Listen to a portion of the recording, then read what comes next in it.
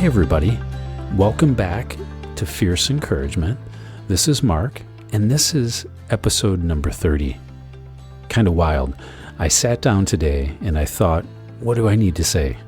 What am I really feeling on this 30th episode?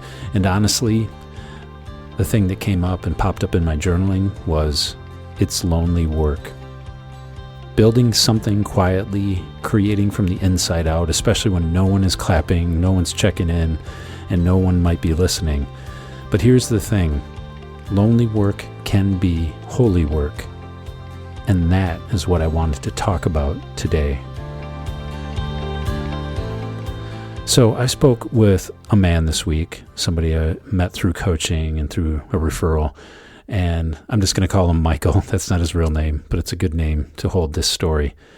Now, Michael has been a CEO, a director, a leader, been doing it for over a couple decades. He's also a dad and a husband and just a wonderful community representative, someone that you love to have in your community. And during our conversation, he talked about working in one of the more volatile industries that I know of from the conversations I've had as a coach, and that is healthcare. At the end of our conversation, after we talked about his stress and some of the things that were coming up as far as performance and career and some navigating some of those pitfalls of being in leadership in healthcare, he paused for a moment when I asked him what was the biggest problem. He paused and there was a moment of silence, and then he said it. I'm lonely. And that was it. It was just that simple, honest, and brave.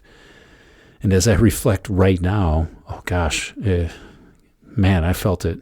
And I feel it right now, saying it out loud one more time. And I think this is something that I kind of read into in this great conversation was the feeling of loneliness and building my own business, my own coaching business, and creating things like podcasts and showing up here with you. It isn't loud work. And even when we're in leadership and some of the higher echelons and what we think we want to get in our career, it can be difficult work. It isn't loud work. It isn't shiny all the time. Sometimes it's just sitting at a desk and helping your team refocus on what's important when you lose the way, or making yourself refocus, right? It's maybe making too much tea at 2 p.m. and distracting yourself because you can't land that next sentence in the email you're working on or the presentation. It could be talking to really good people, maybe even 3 in a row, to be self-reflective, and not even able to get one single client. In my business, it's really frustrating too. In Michael's business, it sounded very frustrating. In my business, it's fun. I get to have real conversations with real people in an authentic way that leads to deep transformation. But those conversations are a process, and I need to be patient with that process, and it's reminding myself that. But really, it's wondering at points if I'm letting the fish get off the hook. It's that middle. It feels imbalanced. Again, as I reflect it out loud, it helps me. It reminds me that I might be a little bit too hard on myself. And I wonder of that for you. Where are you feeling a little imbalanced or distracted in your life right now? Maybe you're letting the fish get off the hook, or maybe you're just being too damn hard on yourself at the moment. And I know a lot of you are feeling it too from the conversations I've had this week, but also reflecting on the last 2 months. And especially for those who are parents, fathers, or maybe even sons or partners, this work can matter even more. Because how we show up here when it's quiet, in the early morning when nobody's watching, maybe it's at the workout, maybe it's at the dinner table with our family in the quiet sense. Or maybe it's just in the living room, right? Creating that quiet time for reading and reflecting, connecting with our kids or our spouse or our partners or friends. This lonely work shapes the way we open up and we love, and kind of thinking about it from the inside out. One of my favorite coaches, Steve Chandler, has a great quote, and I wanted to share it with you. Being a professional is doing what you said you would do, even when the mood you said it in has left you. And lately, as I shared above, that mood has left me a few times, not being able to extend conversations and pull people in as clients. The mood has been up and down. I'm really happy I get the chances. But you know what? The work remains for me, for you. And this is it. This is the lonely work. It's that holy work. It's working, again, from the inside out. It's doing it when we say we're going to do it, regardless of whether the mood is there or not, as Steve Chandler put it so eloquently. So I wanted to share something I've been practicing with the last 2 months. And I don't want to call it an audit, but it felt right this time of year, or tax season. It just felt too harsh and too, institutional. So I'm just calling this my friends list. It's just a quiet little ritual that I want you to invite you to try. Number one, I just sit down with a scrap of paper in the morning, even my journal, and I write down 1 to 3 names. I've just been doing this during the working week, so just 5 days. But I write down 1 to 3 names, and they're people I love. They're people that might be old friends who I connected with and I maybe haven't connected with in over 5 years.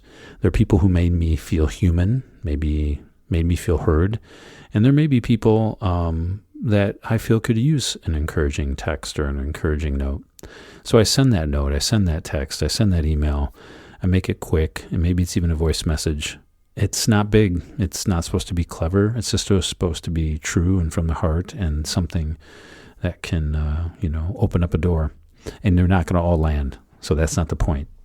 But just sending those 1 to 3 texts or messages. And you could even say something like, hey, you've been in my head this week and just wanted to say I'm grateful for you. Or something as simple as just, miss your face. Let's catch up. And honestly, when I get done with that, after I journal on it and send those quick 1 to 3 texts or messages that morning, I pause and I take a moment to really feel it. And this is the celebration.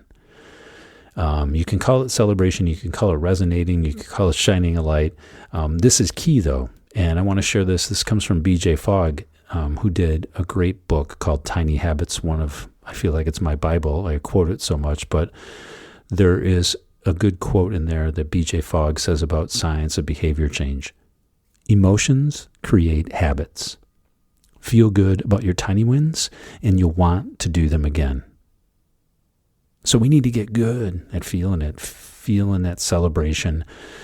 Reach out to those people, do that friends list, resonate with it for like 30 seconds to a minute, and create that emotion around connecting with people. Why are we doing this? It is lonely work. And maybe to go back to the conversation I had with Michael, it is lonely work, but we have to make effort to cultivate that garden of our friendships, even if they do feel dry and arid. It's about reaching out and starting that ball rolling.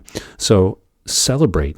You celebrate. Give yourself a fist pump, maybe a quick smile in the mirror. Maybe it's just to sit back in your chair and have a smile on your face and let it count from your heart outward. And as the comedian Mark Maron says, most of my life is just showing up and doing the thing without losing your mind. And honestly, people, that is it. That is it. So reach out, show up, practice this friends list. Stay human. Stay connected to the people in this life, because it is lonely, especially when we might work at higher levels and feel the pressure, or even if we're building our own business or kind of feeling lonely in parenthood and those relationships we are in. And just a reflection to kind of invite you in here at the end. This podcast really isn't about tricks and hacks. It's about those deeper inner personal reminders. We are not broken. You are not broken. You're just tired, maybe a little dehydrated. But right now, by listening to this, you're building something real for yourself. You might be in the middle. You might feel wobbly. It is lonely in the middle, but it is not forever. It's important to reach out to your friends and family and your cohorts, or even other creative people in your space, and make that friends list. Make a simple request of them, send a note, let it be funny, let it be enough, and really kind of let it come back to letting that be holy. That lonely work is holy, but we don't have to be lonely. We can let that holiness come into the lonely work because we're kind of revering ourselves or making a good relationships with ourselves in those moments. We let that energy then ripple into the family, right? Into our friends, into our other projects, into our homes, into our legacy, our lineage, if you will. This is how we change things. So if you're ready to get support or have some guidance or deeper clarity on what you're building and why it matters in your life, apply for a free session with me here. There's zero pressure. It's just space for you to think and talk and reflect and reconnect to what you actually want. The link to apply is in the show notes. And if you wanted something simple to help you drop back into your body, your breath, this moment, I have put a free meditation into the show notes as well. So that's also in the show notes. You can grab that and practice that. And hey, don't wait. Honestly, I invite you to reach out. Seriously, I read every message. I'm a solopreneur. I love to connect with people's stories.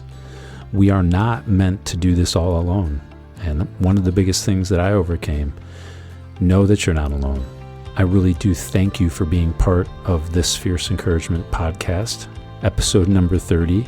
I will see you in episode 31. Reach out, let me know how you're doing. And wherever you're at, I hope you have a great day, a great evening, and a great life. Thanks for sharing your time, and I hope this episode landed with you. Take care. Bye-bye.